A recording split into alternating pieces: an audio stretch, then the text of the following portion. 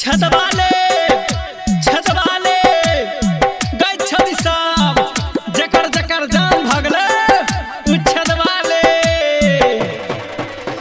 DJ sunrise recording studio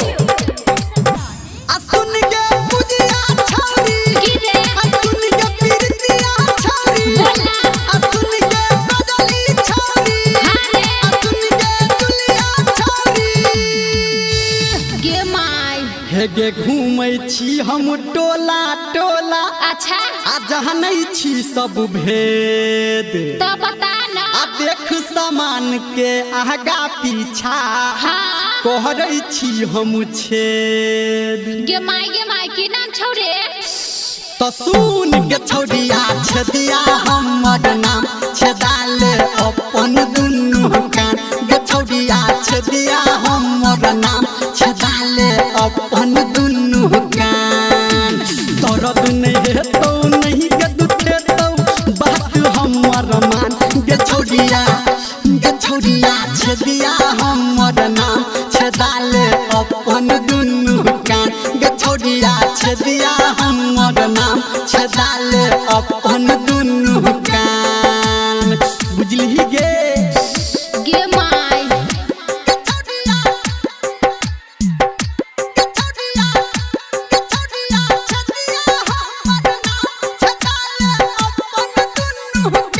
DJ Sanjay सम्राट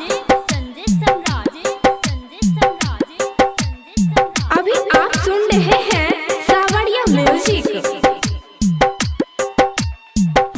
गे छदबौ हम के धीरे धीरे नहीं हेतौ तोरा पीरे मेरे टट्टी बात खा देवे तब छदबौ हम के धीरे धीरे आ नहीं हेतौ तोरा पीरे आ हम कहै छियौ समझा के नहीं कान के अपना तीरे है के हम छी तू बड़ पातर छौरी तू छी गे जवान गे छौरिया छदिया हमर नाम छदाल अपन दुनु कान गे छौरिया छदिया हमर नाम छदाल अपन दुनु कान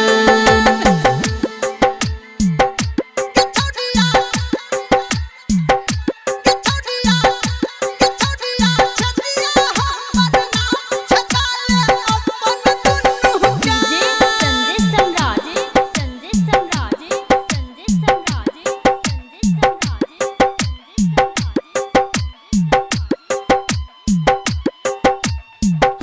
गे हम तो जान छी जा तू टोना नहीं लेबौ गे तोरा से सोना जो जो बुझै छियौ गे हम तो जान छी जा तू टोना नहीं लेबौ गे तोरा से सोना आ तू जे देबही हम रखबौ सुन सुन गे छौरी मोना धर्मेंद्र निरमलिया गाबौ संतु करो बखान गे छौरिया छदिया हमर नाम छदाल अपन दुनु कान गे छौरिया छदिया हमर नाम छदाल अपन दुनु कान दर्द नहीं हेतौ नहीं के दुखेतौ बात हमर मान गे छौरिया